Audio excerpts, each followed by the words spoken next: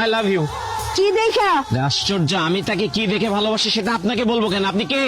আমাকেই বলতে হবে, কারণ তুমি যাকে ভালোবাসো আমি তার মা। সকালবেলা তুই দাঁত নামাই যা ভার্সিটিতে আসছিস কেন? হ্যাঁ, আজকে 3-4 দিন ধরে তুই দাঁত মাজস না।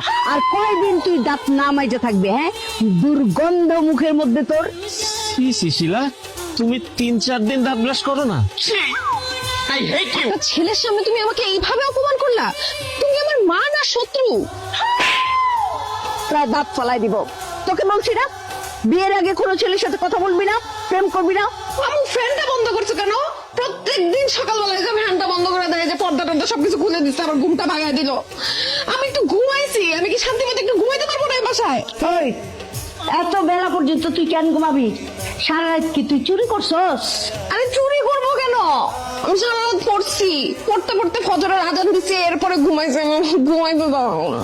না, আপু সারা রাত পড়াশোনা করে নেই তো, সারা রাত ফোন টিপছে আর ফিস ফিস করে কার সাথে যেন কথাও বলছে। রাত থেকে আপনি ফসুল ফাসুল করছেন কাদের সাথে? তারা কি বন্ধু নাকি বান্ধবী? হ্যাঁ, আর এই যে সারা জায়গা আপনি কথা বলছেন, সেই জন্য আপনার পুরস্কার হইলো আজকে সারাদিন আপনি না খেয়ে থাকবেন, উপাস থাকবা তুমি। আমার মেয়ে কখনো এই জাতীয় পোশাক পরবে না। তোমার পছন্দ না হইলে আমার কি? আমার তো পছন্দ, আমি এটা পরেই ভার্সিটি যাব। তাহলে দাঁত ফালাই দিব।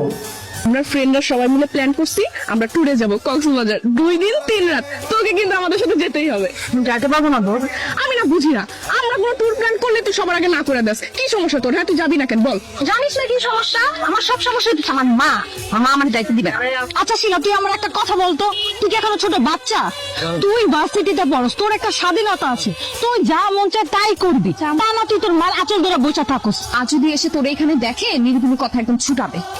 আমার কি এত সাহস আছে যে মুখে বলবো? এই বইয়ের ভিতরে একটা চিঠি আছে, চিঠিতে সব লিখে নিয়ে আসছি, তুই পড়ে উত্তর দিস। আমার জন্য চিঠি লিখছি। কি ব্যাপার, এখানে কি করতেছিস তুই? এই ছেলেকে? আমার ছোট ভাই। আমার ছোট ছেলে তো ঘরের ভিতরে, এই দামড়া পোলা তোর ছোট ভাই হয় কি করে? মা বয়সে ছোট না, ও আমার ক্লাসে ছোট, ওই ভার্সিটির জুনিয়র ছোট ভাই। এই শিলা, তুই মিথ্যে কথা বলতেছিস কেন? আন্টি, আমি ওর ছোট ভাই না, আমি ওর ক্লাসমেট। ক্লাসমেট?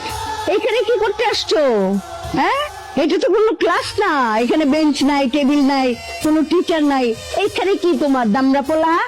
মা আসলে হয়েছে কি, ওই কালকে এক্সাম আছে না, এর জন্য ও বই দিতে আসছিল।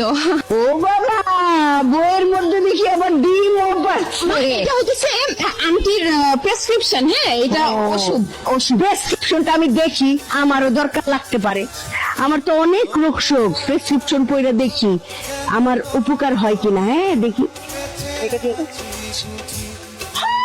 বাবা কি সুন্দর মুক্তার অক্ষরে বাংলায় যে প্রেসক্রিপশন নাকি কোনো ডাক্তার, এটা তো জানা ছিল না। হ্যাঁ দেখি, একটু পয়রা দেখি, এত সুন্দর প্রেসক্রিপশন বাপের জন্মে আমি দেখি নাই। হ্যাঁ, বাহ, প্রিয়তম শিলা, তুমি আমার চাঁদের চেয়েও সুন্দর। বল দাসারা এসেরই সুন্দর।